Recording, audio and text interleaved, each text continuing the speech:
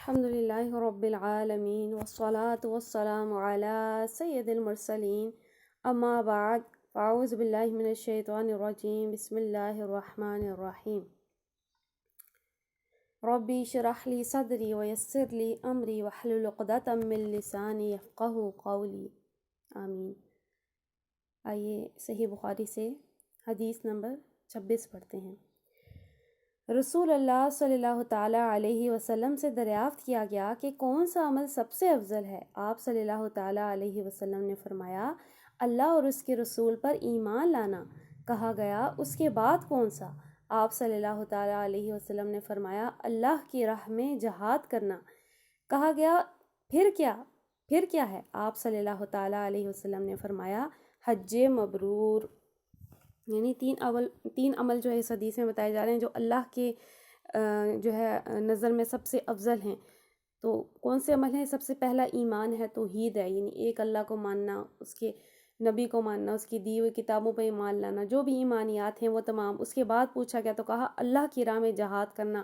اب یہ جہاد کا لفظ کئی معنوں میں آتا ہے، میدان جنگ میں جو فزیکل جہاد ہے اس کو بھی کہتے ہیں، اور ویسے آپ کسی بھی طریقے سے اللہ کی راہ میں جہاد کر رہے ہیں، اللہ کی راہ میں کوشش کر رہے ہیں، وہ درس سے ہے، تبلیغ سے ہے، کسی بھی ذریعے سے ہے، اللہ کے دین کے لیے آپ کر رہے ہیں، تو یہ جو ہے اس کے بعد، اور پھر اس کے بعد فرمایا حج مبرور۔ آئیے آگے پڑھتے ہیں۔ صحیح بخاری حدیث نمبر 27۔ رسول اللہ صلی اللہ تعالیٰ علیہ وسلم نے چند لوگوں کو کچھ عطیہ دیا اور ساتھ وہاں موجود تھے۔ وہ کہتے ہیں کہ رسول اللہ صلی اللہ تعالیٰ علیہ وسلم نے ان میں سے ایک شخص کو کچھ نہ دیا، حالانکہ وہ ان میں مجھے سب سے زیادہ پسند تھا۔ میں نے کہا، یا رسول اللہ، آپ نے فلاں کو کچھ نہ دیا، حالانکہ میں اسے مومن گمان کرتا ہوں۔ آپ صلی اللہ تعالیٰ علیہ وسلم نے فرمایا، مومن یا مسلمان؟ میں تھوڑی دیر چپ رہ کر پھر پہلی بات دہرانے لگا۔ نبی کریم صلی اللہ تعالیٰ علیہ وسلم نے بھی دوبارہ وہی جواب دیا۔ پھر آپ صلی اللہ تعالیٰ علیہ وسلم نے فرمایا، اے سعد، باوجود یہ کہ ایک شخص مجھے زیادہ عزیز ہے، پھر بھی میں اسے نظر انداز کر کے کسی اور کو اس خوف کی وجہ سے یہ مال دیتا ہوں کہ وہ اپنی کمزوری کی وجہ سے اسلام سے پھر جائے اور اللہ اسے آگ میں اوندھا ڈال دے۔ اس حدیث کو باقی اس کے جو ہے راوی بیان کیے گئے۔ تو اس حدیث میں کیا فرمایا گیا کہ رسول جو ہے اپنا جو بھی مال غنیمت آتا تھا، جو بھی ساز و سامان آتا تھا، وہ صحابہ میں تقسیم فرماتے تھے، اور ایک صحابی رسول تھے جو کہ ان کو بھی پسند تھے، اور ایک صحابی جو دوسرے تھے ان کو بھی پسند تھے، لیکن ان کو رسول اللہ نے کچھ بھی نہ دیا۔ تو صحابہ کو تو لگا کہ ان کو مال دیں گے، تو کیا فرمایا کہ کیونکہ ان کا ایمان مضبوط ہے، تو یہ جو ہے نا اسے مولفت القلب بھی کہتے ہیں، یعنی دلوں کو جوڑنے کے لیے جو ہے، یعنی دلوں کو مضبوط کرنے کے لیے جو دیا جاتا تھا مال، کے لوگوں کو یہ نہ لگے کہ جب سے اسلام آیا ہے ان پہ تکلیفیں ہی آ رہی ہیں، بلکہ ان کو یہ لگے کہ اسلام کی وجہ سے ان پہ نعمتیں آ رہی ہیں۔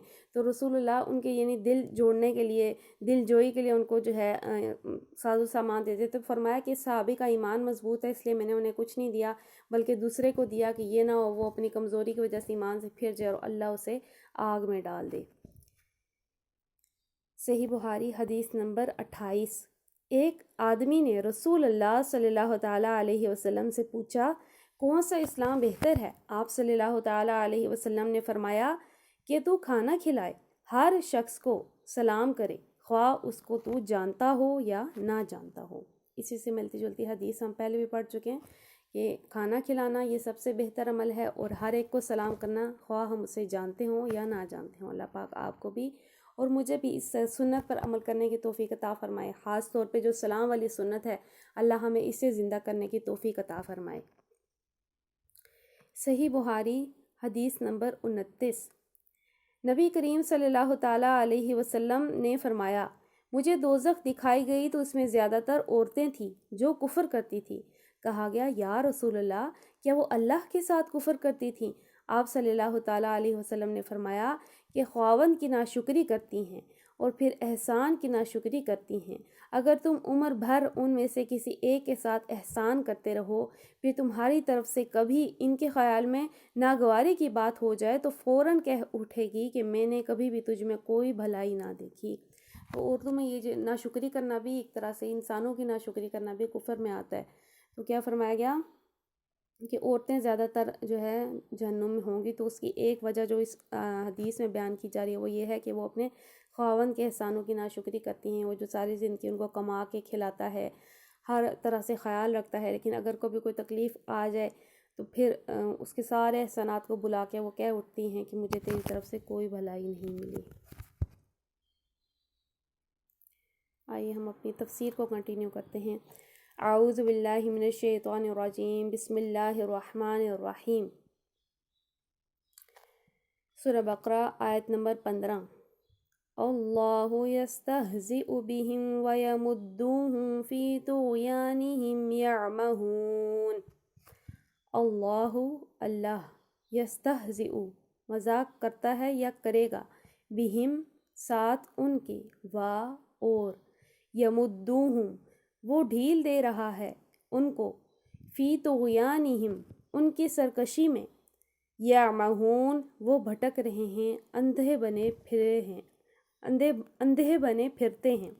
اللہ ان سے مذاق کر رہا ہے، وہ ان کی رسی دراز کیے جاتا ہے اور یہ اپنی سرکشی میں اندھوں کی طرح بھٹکے چلے جاتے ہیں۔ یعنی اس سے جو پچھلی آیت تھی، آیت نمبر 14، اس میں منافقین کی جو ہے نشانیاں بیان کی گئی تھی کہ وہ جو ہے جب ملتے ہیں ایمان والوں سے تو کہتے ہیں ایمان لائے، اور جب اکیلے ہوتے ہیں اپنے شیطانوں کے پاس، یعنی اپنے جو ان کے پارٹنرز ہیں وہ انسانوں میں سے ہوں، کوئی بھی ہوں، تو ان سے کہتے ہیں ہم تمہارے ساتھ ہیں، اور وہ اس طرح سے مومنوں کے ساتھ مذاق کرتے ہیں۔ تو اسی آیت، یہ پچھلی آیت سے ہی کنیکٹڈ ہے۔ اس میں کہا جا رہا ہے کہ اللہ اصل میں وہ یہ سوچتے ہیں کہ وہ مسلمانوں کے ساتھ مذاق کر رہے ہیں، ان کو دھوکہ دے رہے ہیں، لیکن یہاں فرمایا جا رہا ہے کہ اللہ ان کے ساتھ مذاق کرتا ہے۔ کس طرح سے؟ کہ اللہ انہیں ڈھیل دے رہا ہے، اللہ انہیں ڈھیل دے رہا ہے کہ وہ دنیا میں اپنی سرکشی میں اور بھٹکتے رہیں، اور پھر ان کا انجام کیا ہوگا کہ وہ جو ہے آگ میں جائیں گے۔ آیت نمبر 16، اولئک الذین اشتروا الضلالة بالہدى فما ربحت تجارتهم وما كانوا مہتدین۔ اولئک یہی لوگ، الذین جنہوں نے، اشتروا خرید لی، الضلالہ گمراہی، بالہدى ہدایت کے بدلے، فما ربحت کوئی فائدہ نہ دیا، تجارتهم ان کی تجارت نے، وما کانوا اور نہ تھے، مہتدین وہ ہدایت پانے والے۔ یہ وہ لوگ ہیں جنہوں نے ہدایت کے بدلے گمراہی خرید لی ہے، مگر یہ سودا ان کے لیے نفع بخش نہیں ہے، اور یہ ہرگز صحیح راستے پر نہیں ہیں۔ آیت نمبر 17، مثلهم كمثل الذي استوقد نارا فلما ضاءت ما حوله ذهب الله بنورهم وتركهم في ظلمات لا يبصرون۔ مثلهم ان کی مثال، کمثلی جیسی مثال، الذی اس شخص، استوقد جس نے بھڑکائی، نارن آگ، فلما پھر جب، اضاءت روشن کر دیا، ما حولہ اس کا ارد گرد، ذہب چھین لی، اللہ بنورہم ان کی روشنی، وترکہم اور انہیں چھوڑ دیا، فی ظلمات اندھیروں میں، لا یبصرون وہ نہیں دیکھتے۔ اب ان شخص کی مثال بیان کی جا رہی ہے۔ ان کی مثال ایسی ہے جیسے ایک شخص نے آگ روشن کی، جب اس نے سارے ماحول کو روشن کر دیا تو اللہ نے اس کا نور بصارت سلب کر لیا اور انہیں اس حال میں چھوڑ دیا کہ تاریکیوں میں انہیں کچھ بھی نظر نہیں آتا۔ آئیے سنتے ہیں اس کا مطلب کیا ہوا۔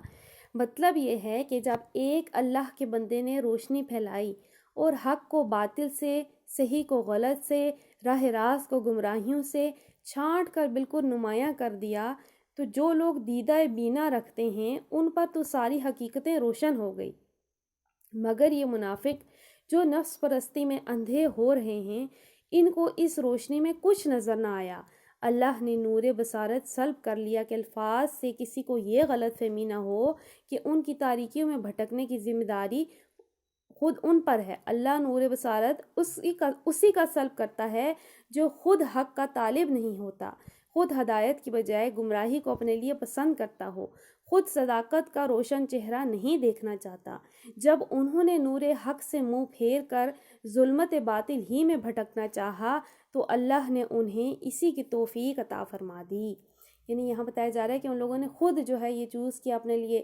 جب ایک اللہ تعالیٰ کے بندے نے راستہ کلیئر کر دیا، بالکل کلیئر کٹ، ان کی کتابوں میں بھی جو باتیں تھیں، ان کے بتوں کی جو بے بس ہونا ان پہ ظاہر کر دیا گیا، پھر انہیں یہ بھی پتہ تھا کہ یہ جو دین ہے یہ اچھی باتوں کی تبلیغ کرتا ہے، انہیں ہدایت کی طرف بلاتا ہے، انہیں صلح رحمی کی تعلیم دیتا ہے، انہیں تقوی کی تعلیم دیتا ہے، سب چیزیں جان بوجھ کر۔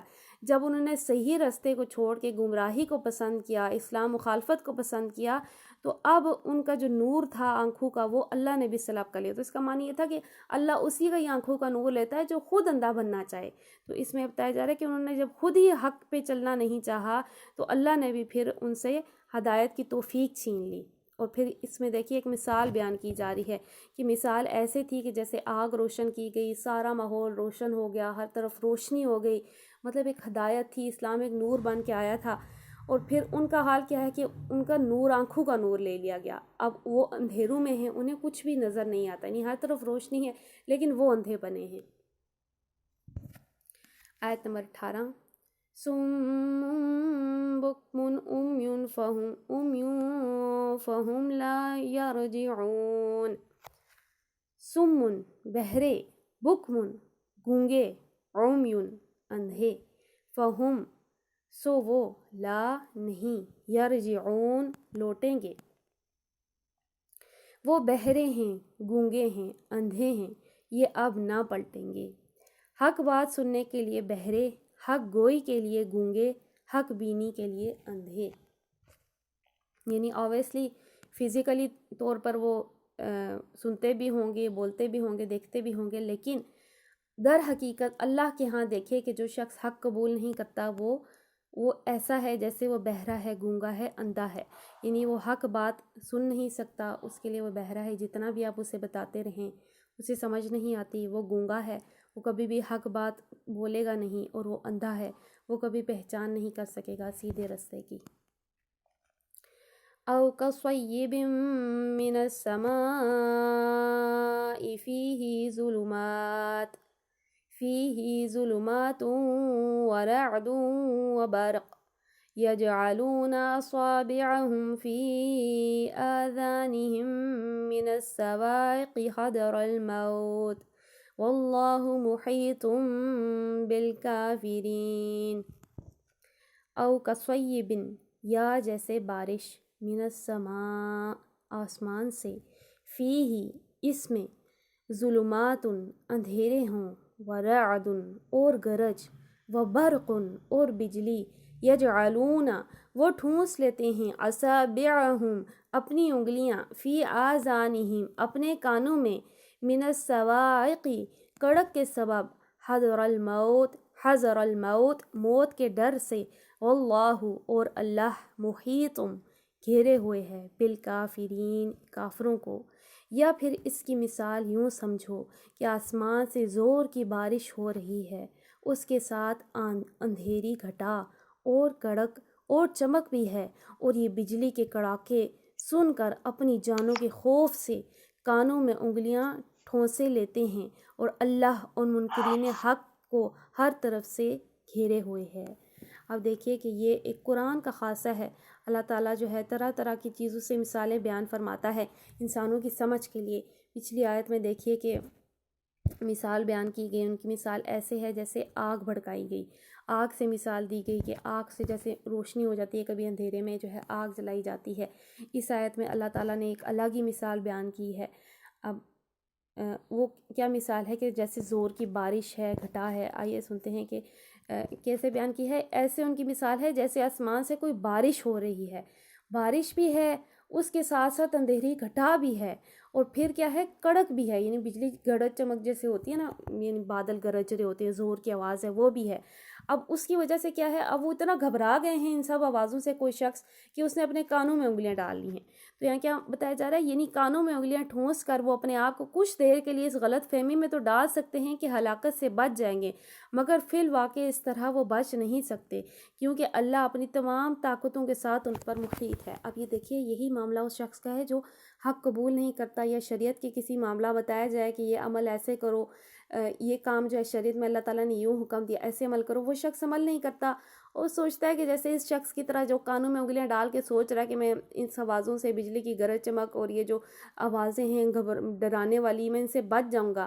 حالانکہ بتایا جا رہا ہے کہ وہ شخص جیسے دھوکے میں ہے ایسے یہ شخص دھوکے میں ہے، یعنی تم اپنی زندگی میں ہو سکتا ہے وہ شخص 10 سال 20 سال 50 60 سال کی زندگی کر لیں وہ بچ جائے، لیکن اس شخص کی مثال بھی ایسے ہی ہے، وہ جب آنکھیں کھولے گا، جب ہر طرف دیکھے گا، اپنے کانوں سے ہٹائے گا انگلیاں، تو وہ اسے پتہ چلے گا کہ میں تو ایک دھوکے میں تھا۔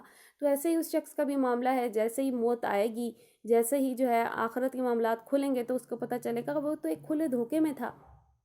تو یہ مثال بیان کی جا رہی ہے ایسے شخص کی جو کہ حق کو قبول نہیں کرتا۔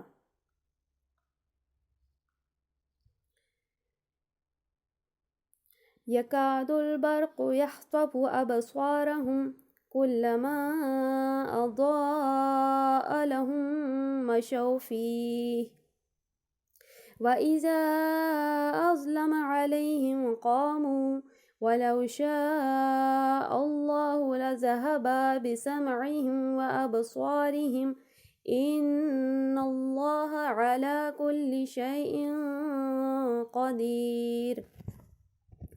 یکادو قریب ہے، البرق بجلی، یخطف اچک لے، ابصارہم ان کی آنکھیں، کلما جب بھی، اضاء وہ چمکی، لہم ان پر، مشو چل پڑے، فیہ اس میں، وَإِذَا اور جب، اظلم اندھیرا ہوا، علیہم ان پر، قاموا وہ کھڑے ہوئے، ولو اور اگر، شاء چاہتا، اللہ لذہب چھین لیتا، بسمعہم ان کی شنوائی، وابصارہم ان کی آنکھیں، ان بے شک، اللہ علی پر، کلی ہر، شیء چیز، قادر ہے۔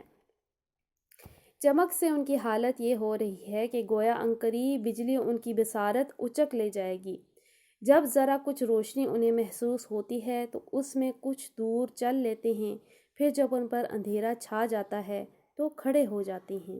اللہ چاہتا تو ان کی سماعت اور بصارت بالکل سلب کر لیتا، یقیناً وہ ہر چیز پر قادر ہے۔ یعنی اب جو ہے ان لوگوں کی حالت بیان کی جا رہی ہے جو پچھلی مثال سے ہی، جو بارش والی بجلی کڑکنے چمکنے والی اندھیرے والی مثال تھی کہ وہ اپنے کانوں میں انگلیاں ٹھونس لیتے ہیں، تو اب اس میں بتایا جا رہا ہے کہ اب اس کی چمک سے ان کی حالت کیا ہو رہی ہے کہ ایسا لگتا ہے کہ بجلی ان کی بصارت، یعنی بصارت کہتے ہیں دیکھنے کی قوت کو، ان کو لگتا ہے کہ وہ اندھے ہو جائیں گے، بجلی کی چمکنے کی وجہ سے ان کی نظر چلی جائے گی، اور پھر جب کچھ دیر روشنی ہوتی ہے اس میں وہ چل لیتے ہیں، پھر ان پر اندھیرا چھا جاتا ہے تو وہ پھر کھڑے ہو جاتے ہیں، یعنی پھر وہ گمراہی کی طرف چلے جاتے ہیں۔ اب فرمایا جا رہا ہے اللہ چاہتا۔ پہلی مثال ان منافقین کی تھی جو دل میں قطعی منکر تھے۔ اب دیکھیے کہ دو طرح کی مثالیں بیان کی گئی ہیں۔ پچھلی آیت میں تو وہ تھی جو کہ بالکل ہی انہوں نے کانوں میں انگلیاں ٹھونس لی، یعنی اب یہ کفار مکہ، یا اس سے ہم آج کل کے لوگوں میں سے بھی لے سکتے ہیں جن کو پتہ ہے، جو کہ مسلمان ہوتے ہوئے بھی حق کی بات بتائی جائے تو اس سے، یعنی سم بکم عمي والی مثال ہے کہ بہرے گونگے اندھے بن جاتے ہیں۔ تو اس میں بتایا جا رہا ہے کہ اب دو طرح کے منافقین کی مثال تھی۔ پہلی مثال ان کی تھی جو دل میں قطعی منکر تھے، کسی غرض و مصلحت سے مسلمان بن گئے تھے۔ دوسری مثال ان کی ہے جو شک و تذبذب اور ضعف ایمان میں مبتلا تھے، یعنی پہلی طرح کے وہ تھے جو کہ بالکل اوپر سے کسی ظاہری فائدے کو دیکھ کے انہوں نے ایمان لیا ہے لیکن دل میں مومن نہیں تھے۔ لیکن اس میں اب وہ طرح کے لوگ ہیں جس میں دیکھیں کیا مثال دی جا رہی ہے کہ تھوڑی سی اگر روشنی ہو تو چل پڑتے ہیں، ورنہ پھر اندھیرا چھا جاتا ہے تو کھڑے ہو جاتے ہیں۔ تو یہ مثال ان کی ہے جن کا ایمان تھوڑا کمزور ہے۔ تو کیا فرمایا جا رہا ہے کہ کچھ لوگ حق کے قائل بھی تھے مگر ایسی حق پرستی کے قائل نہ تھے کہ اس کی خاطر تکلیفوں اور مصیبتوں کو بھی برداشت کر جائیں۔ اس مثال میں بارش سے مراد اسلام ہے جو انسانیت کے لیے رحمت بن کر آیا۔ اندھیری گٹا اور گرج چمک سے مراد مشکلات اور مصائب کا وہ ہجوم اور وہ سخت مجاہدہ ہے جو تحریک اسلامی کے مقابلے میں اہل جاہلیت کی شدید مزاحمت کے سبب سے پیش آ رہا تھا۔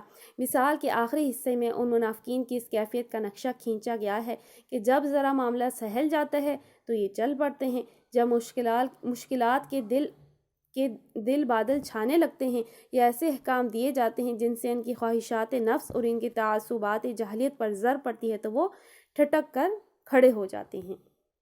یعنی اب جہاں آسانی ہو، ہمارا بھی ایسا معاملہ ہے جہاں پہ ہمیں آسانی لگ رہی ہوتی ہے، اپنے جو ہے اپنے ایمان کے مطابق ہم نے ایک لمٹ رکھی ہوتی ہے کہ بس اتنا ہی دین پہ عمل کرنا ہے، اس سے زیادہ نہیں کرنا، تو ایسے ہی مثال یعنی لے سکتے ہیں کہ جہاں پہ یعنی ان لوگوں کو مصائب آتے تھے، مشکلات آتی تھی، تکلیفیں آتی تھی، وہاں پہ وہ اسلام کا دامن چھوڑ دیتے تھے، جہاں پہ اپنا نفع نظر آتا تھا اتنے ہی ایمان پر وہ چلتے تھے۔ تو یہ جو ہے دل کی منافقت ہوتی ہے۔ اللہ تعالیٰ ہم سب کو معاف فرمائے، ہم سب کی خطاؤں سے درگزر فرمائے اور ہمیں جو ہے دین پہ مکمل چلنے کی توفیق عطا فرمائے۔ آگے فرمایا جا رہا ہے چاہتا تو ان کی سماعت اور بصارت بالکل سلب کر لیتا۔ یعنی اب ایسے لوگوں کے بارے میں بتایا جا رہا ہے کہ یعنی جس طرح پہلی قسم کے منافقین کا نور بصیرت اس نے بالکل سلب کر دیا، یعنی وہ لوگ جو کہ بالکل ہی حق کے لیے انہوں نے کانوں میں انگلیاں ڈال لی، تو اللہ چاہتا تو ان لوگوں کا جو یعنی تھوڑا ایمان پہ چلتے ہیں پھر اندھیروں میں چلے جاتے ہیں، تو کیا فرمایا جا رہا ہے اللہ چاہتا تو ان کا بھی مکمل ایمان لے لیتا۔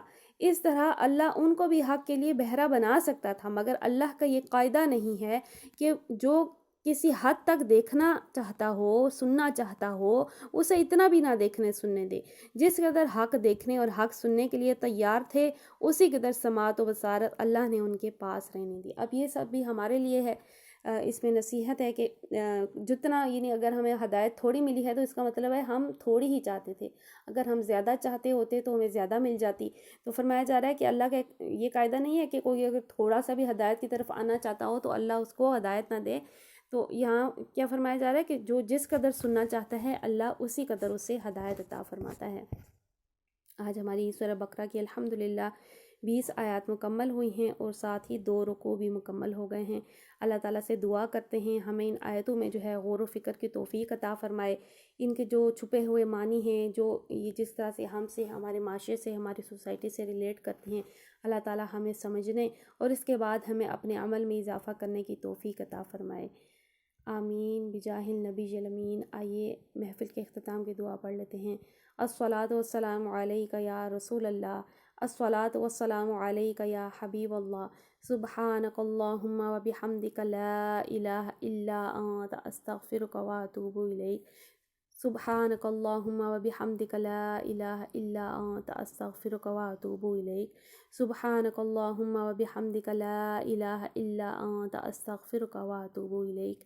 بسم اللہ الرحمن الرحیم وصلی اللہ علی محمد، الصلاۃ والسلام علیک یا نبی اللہ وعلی آلک واصحابک یا نور اللہ۔